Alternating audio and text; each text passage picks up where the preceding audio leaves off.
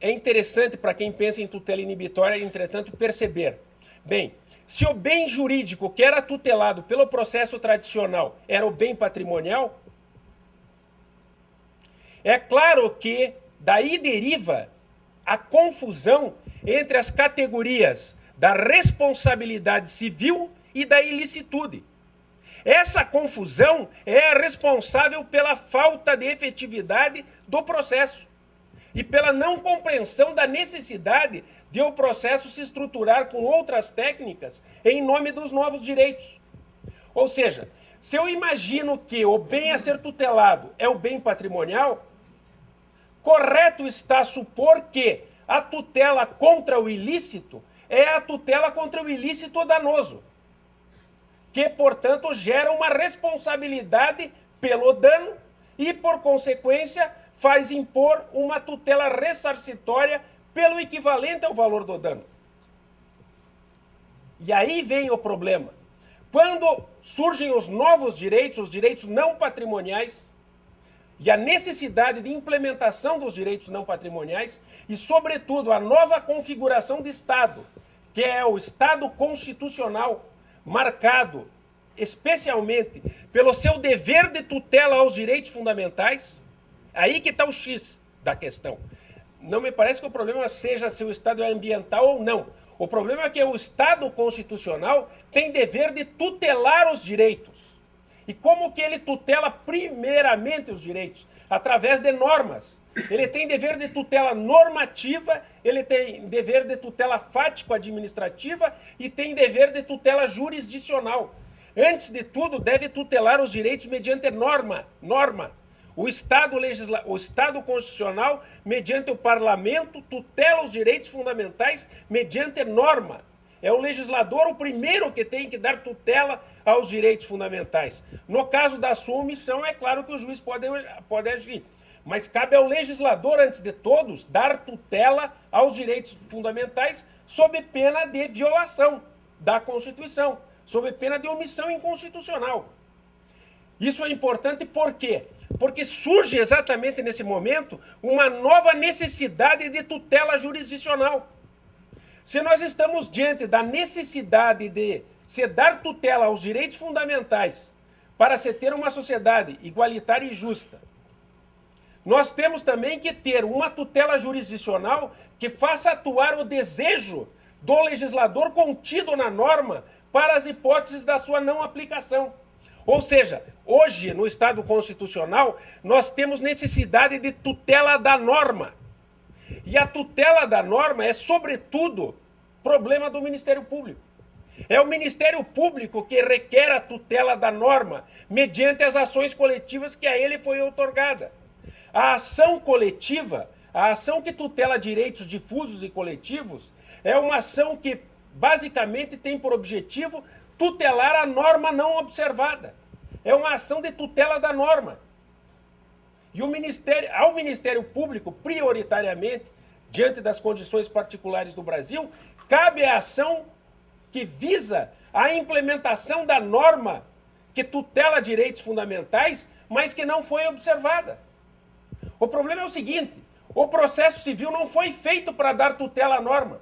Quem foi feito para atender o ilícito civil enquanto mero ato contrário ao direito foi a administração, o direito administrativo e o direito penal. O conceito de ilícito civil, formulado pelos manuais, por todos os civilistas, é um conceito de ilícito danoso. Quem pega, por exemplo, talvez o mais significativo manual de direito civil que nós temos no Brasil, que é o do Orlando Gomes, encontra lá. Ilícito é ilícito danoso. É esse o ilícito que tem importância para o direito civil e para o processo civil. Está escrito isso lá entre aspas. Os outros ilícitos, ou seja, o ilícito enquanto ato contrário ao direito, não é problema do direito civil. A questão é que aí nós temos que fazer uma correção. Não era problema. Não era problema quando nós estávamos num Estado liberal, que não se preocupava em dar tutela aos direitos fundamentais. A partir do momento em que nós nos encontramos num Estado constitucional que tem dever de tutelar os direitos fundamentais e que tem o Ministério Público como legitimado a propositura de ações coletivas que objetivam implementar as normas de tutela de direitos fundamentais não aplicadas, a coisa muda. Nós temos que reconstruir o conceito de ilícito civil. Esse é o problema da ação inibitória. A ação inibitória reconstrói parte da premissa da necessidade da reconstrução do conceito de ilícito civil. A ação inibitória não tutela contra o ilícito danoso. A ação inibitória tutela contra o ato contrário ao direito, pura e simplesmente. Se alguém violou uma norma, cabe tutela inibitória. Ou melhor, se alguém pode violar uma norma, cabe tutela inibitória. Tutela inibitória não é uma tutela contra a probabilidade do dano. Tutela inibitória é uma tutela contra a probabilidade do ilícito, do ato contrário ao direito. Eu vou dar um exemplo que é interessante. Por exemplo, o Código de Defesa do Consumidor, o que é senão uma legislação que foi exigida pela Constituição para tutelar um direito fundamental, o direito fundamental do consumidor.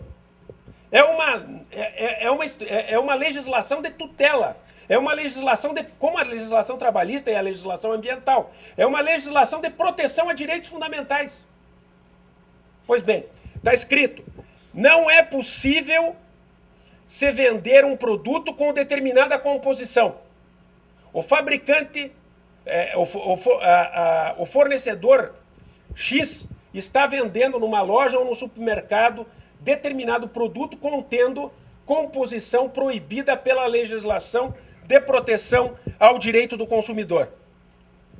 Quem imagina que a ação civil tem como pressuposto, porque deve ter como interesse de agir, o dano, ou a probabilidade do dano no máximo, não tem como imaginar como se propor uma ação contra aquele que expõe à venda um produto com substância proibida pela legislação. Quem está expondo à venda um produto com substância proibida pela legislação está cometendo um ato contrário ao direito. Já cometeu. Imaginem, portanto, que não caberia propriamente aí uma ação inibitória para evitar a prática do ato contrário ao direito. O ato contrário ao direito já foi cometido. A exposição à venda já ocorreu.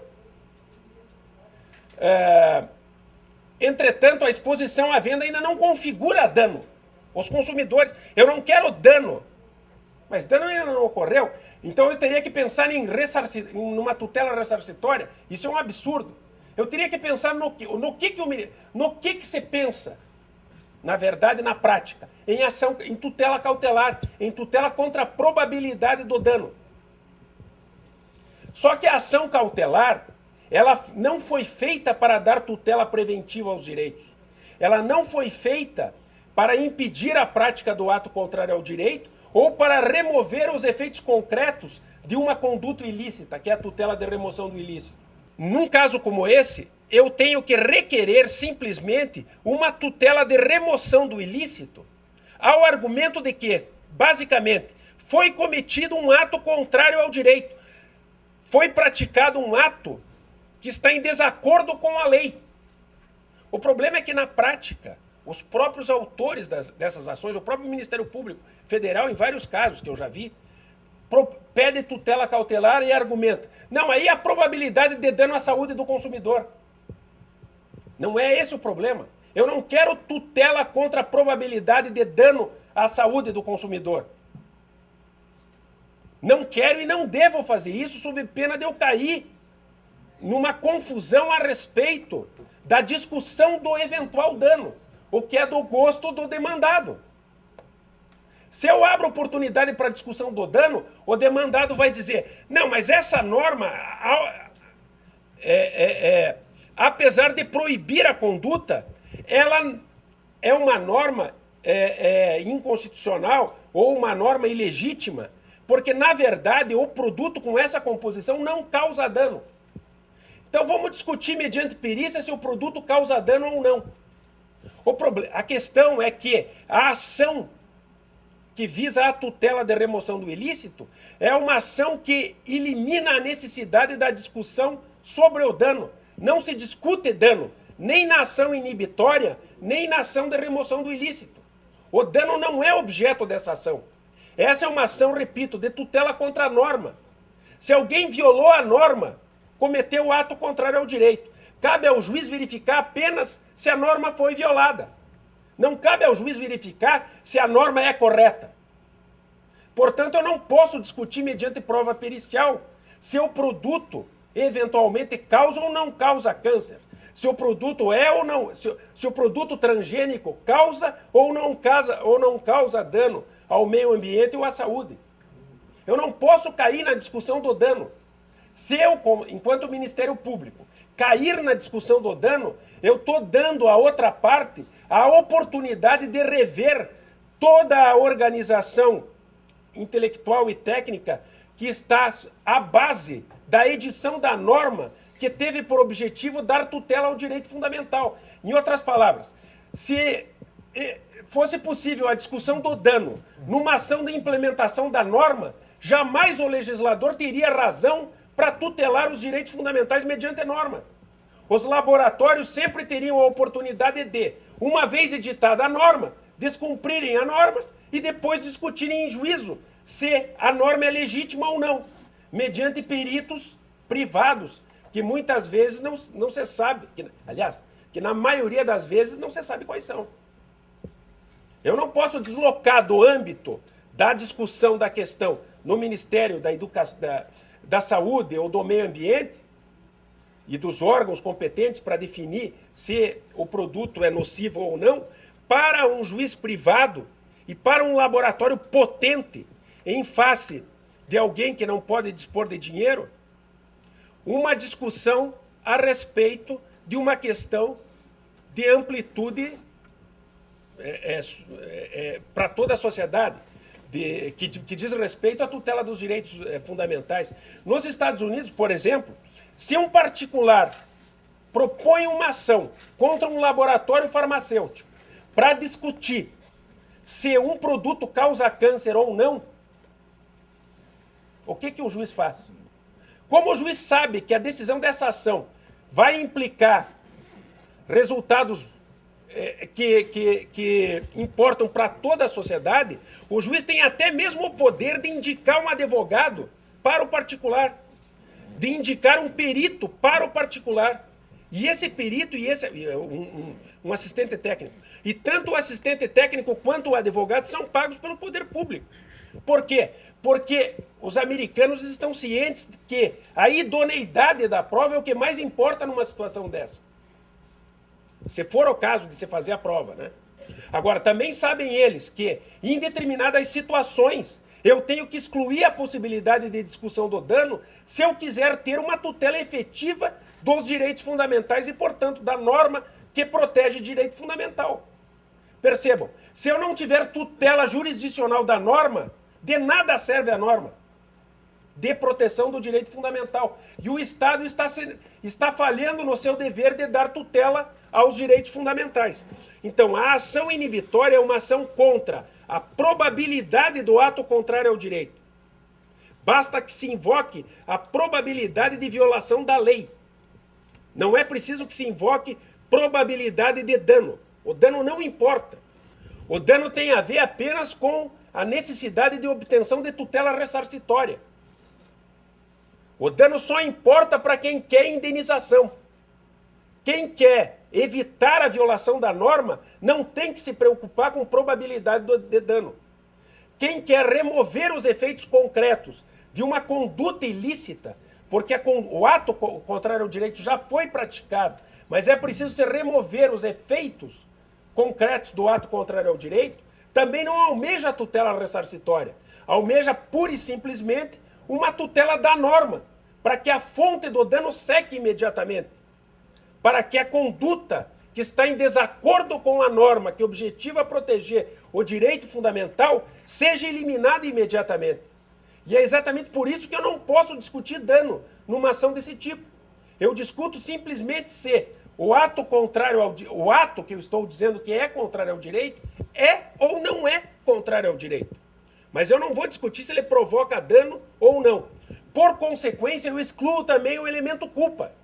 Isso é importante porque muitas vezes os juristas imaginam que é necessário excluir a culpa. É necessário se falar de responsabilidade objetiva. Quando na realidade o problema não é de se excluir a culpa. O problema é perceber que a culpa só importa para a imputação da sanção ressarcitória, pelo dano. Se eu não quero ressarcimento pelo dano, eu não preciso falar em culpa. Se alguém cometeu um ato contrário ao direito, eu tenho ação jurisdicional para pedir ao juiz a remoção do ato contrário ao direito, tenha o demandado agido com culpa ou não. Quem viola uma norma é obrigado a remover os efeitos concretos derivados da violação da norma, pouco importando se atuou com culpa. A culpa não é problema da tutela em favor da norma. A culpa não é discutida na ação em que não se quer tutela ressarcitória. Na tutela em que se quer tutela de inibição da prática do ato contrário ao direito e na tutela em que se quer remoção dos efeitos concretos derivados da conduta ilícita, o que importa é apenas o ato contrário ao direito e não dano nem culpa. Dano e culpa são problemas da ação de ressarcimento. São problemas da ação de ressarcimento que culmina na sentença condenatória e que se liga com a execução forçada, com a execução por expropriação. Na tutela contra o ato contrário ao direito, que é a tutela inibitória e de remoção do ilícito, não entra em jogo a discussão do dano e da culpa, mas apenas do ato contrário ao direito. E mais ainda, a sentença não é de condenação pela prática de um dano. A sentença é de determinação da não prática do ato contrário ao direito. Ou seja, a sentença é de ordem, mediante constrangimento, para que o ato contrário ao direito não seja praticado. É a única maneira de se evitar que o ato contrário ao direito seja praticado. Eu não posso condenar o sujeito a não fazer. Eu tenho que ordenar que ele não faça, sob pena de multa, sob pena de prisão até, se for o caso. Mas especialmente sob pena de multa. Agora, se ele já fez, eu não tenho mais como atuar sobre a vontade dele. Eu não tenho como impedi-lo, eu não tenho como inibi-lo de praticar o ato contrário ao direito. Ele já depositou lixo tóxico. Se ele já depositou lixo tóxico, a única saída é remover os efeitos concretos da conduta ilícita. Aí eu posso determinar, por exemplo, a prática do ato mediante oficial de justiça, a busca e apreensão do produto exposto na prateleira à venda, e uma série de atos executivos por subrogação, mas que não tem por objetivo conferir tutela de ressarcimento do dano, mas sim apenas permitir a remoção dos efeitos concretos. A modalidade técnica da sentença é diferente. É uma sentença que se liga a um meio executivo capaz de remover imediatamente os efeitos concretos do ilícito ou, se for o caso, impedir a prática do ato contrário ao direito. Rapidamente é interessante dizer também que a ação inibitória tem 3 modalidades. O primeiro tipo de ação inibitória é uma ação que se volta contra a probabilidade da prática do ato contrário ao direito, na hipótese em que nenhum ato contrário ao direito similar já foi praticado. A segunda hipótese é a ação inibitória contra a probabilidade da repetição do ato contrário ao direito. Vejam, nós temos ilícitos de eficácia instantânea, que podem ser praticados e não se repetir. Temos ilícitos de eficácia instantânea, que podem ser praticados e ser repetidos. Quando eu temo a prática do primeiro, que ainda não foi objeto de uma prática anterior, eu tenho a ação inibitória, digamos entre aspas, pura. Quando eu temo a repetição do ato contrário ao direito, a ação inibitória é contra a probabilidade de repetição. Agora, há casos em que eu temo a continuação da conduta ilícita. E aí é que há uma aproximação entre a ação inibitória e a ação de remoção. Por exemplo, o poluidor continuamente está praticando atos de poluição. Como a situação tem como a ação jurisdicional vai ter por objetivo constranger o poluidor para deixar de poluir, eu tenho aí uma ação inibitória contra a probabilidade da continuação da conduta poluidora. Eu não tenho ainda uma ação de remoção dos efeitos concretos da conduta ilícita. Porque eu ainda posso agir sobre a conduta do poluidor, estimulando-o, mediante multa, a parar de poluir. Essa ainda é uma ação inibitória contra a continuação do ato ilícito. Notem, na verdade, que a maioria das ações inibitórias é contra a probabilidade da repetição e da continuação. Aliás, as ações inibitórias contra a probabilidade da repetição e da continuação são ações inibitórias que, no que diz respeito ao contexto probatório, facilitam a vida do autor da demanda. Porque muitas vezes é muito árduo demonstrar a probabilidade da prática de um ato contrário ao direito. Entretanto, quando ato contrário ao direito já foi praticado e pode ser repetido, ou já se iniciou a conduta ilícita e se teme a continuação, torna-se muito mais fácil se demonstrar que, provavelmente, o ilícito será repetido ou continuará. Nesse caso, eu invoco um ilícito que já ocorreu, para demonstrar ao juiz que, em virtude da natureza da atividade ilícita, ou da primeira prática do ilícito, muito provavelmente ocorrerá a repetição ou a continuação. Entretanto, quando eu temo a prática de ato contrário ao direito, antes de qualquer ato contrário ao direito similar já ter sido praticada, eu não tenho como invocar um ilícito que já existe no passado e que, portanto, pode ser objeto de prova. Eu tenho simplesmente como indicar uma conduta ou um ato, que na verdade, na maioria das vezes, é um ato preparativo da prática de um ilícito. De modo que eu jamais terei prova, prova do fato direto, na ação inibitória voltada contra a prática do primeiro ilícito. Eu terei sempre prova indiciária. Eu vou fazer prova de um indício, de um ato de preparação, para demonstrar a probabilidade da prática do ato contrário ao direito. Entretanto, se é verdade que na maioria das vezes o juiz deve exigir prova do fato direto, nesse caso não há outra alternativa a não ser o juiz se contentar com prova do fato indiciário que aponta para a probabilidade da prática do fato futuro.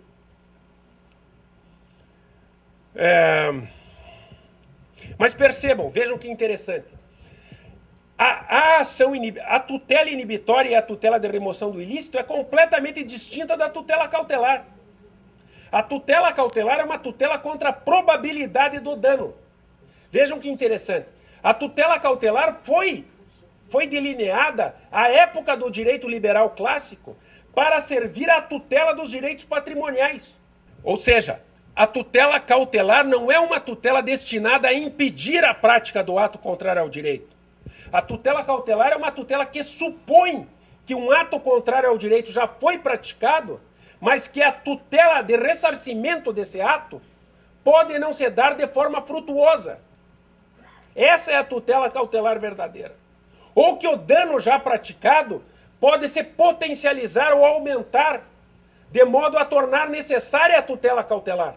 É por isso que a tutela cautelar típica é o arresto. O arresto não tem nada de preventivo. O arresto supõe um ato de violação, que é objeto da ação de conhecimento, mas que surge como necessário porque se imagina que aquele que já praticou o dano, ou aquele que já praticou o ato contrário ao direito, pode se desfazer dos seus bens para tornar inútil a tutela ressarcitória. A tutela cautelar é uma tutela que garante a frutuosidade da tutela repressiva. Não é uma tutela preventiva. É impressionante como as pessoas não enxergam isso e continuam a confundir as coisas.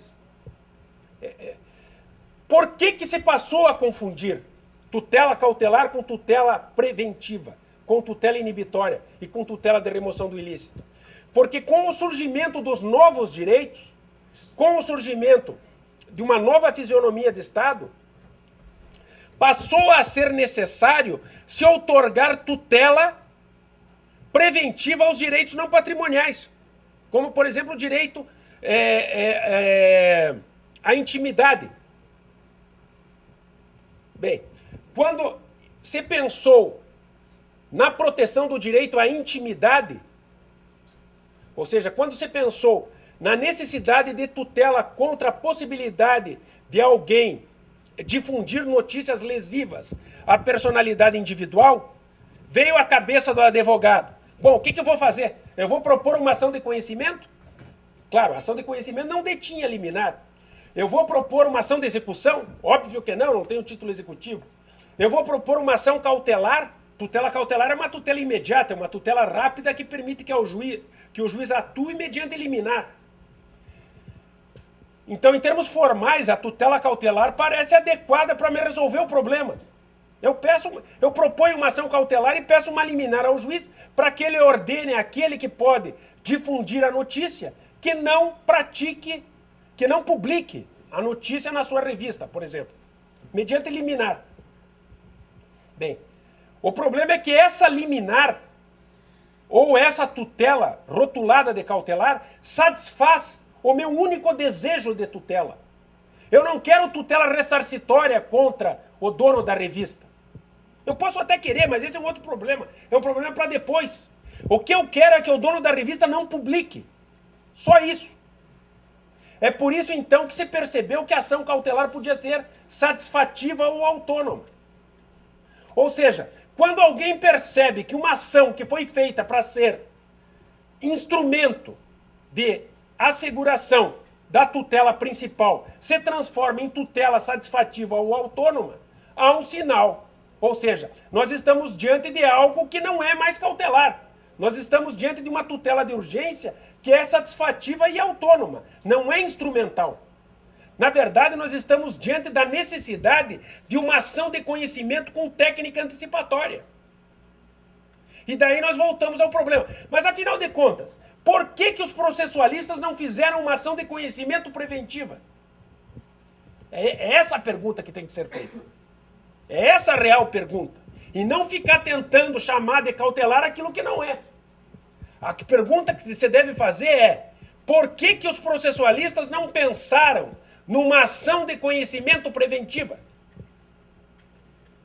Por que eles não pensaram numa ação de conhecimento com liminar e que desemboca numa sentença que pode ordenar, sob pena de multa, ou imediatamente remover os efeitos de um ato contrário ao direito?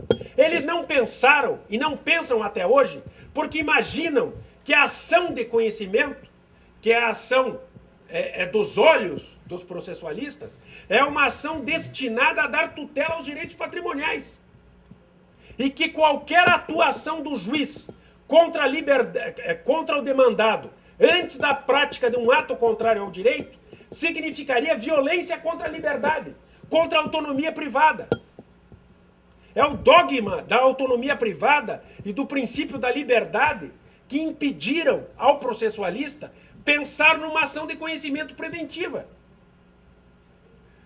Em termos de ação principal, entre aspas, o juiz não pode atuar sobre a vontade do demandado, supondo que ele pode praticar um ato contrário ao direito.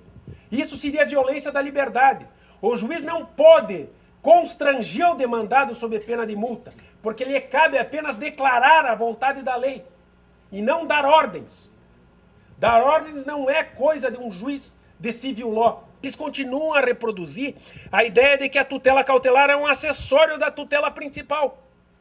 Porque daí o problema estaria remediado, porque o juiz estaria tutelando a própria atividade e não o cidadão. O juiz estaria tutelando o processo ou a própria função jurisdicional, mediante a tutela cautelar. E daí o problema está remediado, entende? Em termos teóricos, em termos teóricos, ligados a valores do Estado liberal. O problema se remedia.